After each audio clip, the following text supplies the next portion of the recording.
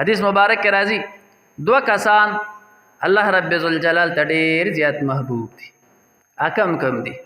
یو هغه کس چې د جهاد لپاره تللی دی، د مجاهدینو سره تللی دی، او کله جهاد وشو، غزا وشوله، دی واپس را روان دی، تمام ملګري را روان دي، په یو ځای کې دوی پړاو وکړو، ډېرې واچوله، تمام ملګري ستړي دي او تمام ملګري اوده شو.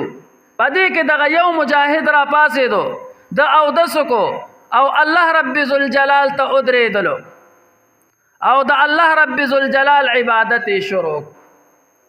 نو دغه انسان الله رب ذوالجلال ته ډېر زیات محبوب دی.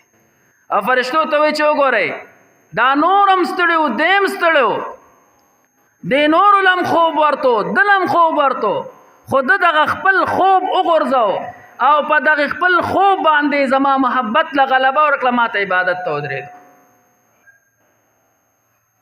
او دویم هغه کس چې د سره په کور کې حسنداره بیبي موجود ده،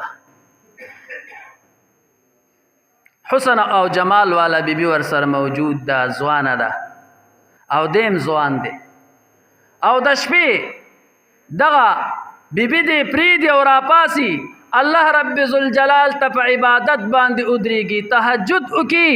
الله رب ذوالجلال فرشتو ته وایي وګورئ زما بنده ته ښکلې بیبي ور سره موجود ده، طاقت ور سره دی، د شهوت ماده پکې موجود ده، خو زما بنده راپاسېدو او دغه هر څه پرېښودل، زما محبت له یې غلبه ورکړه.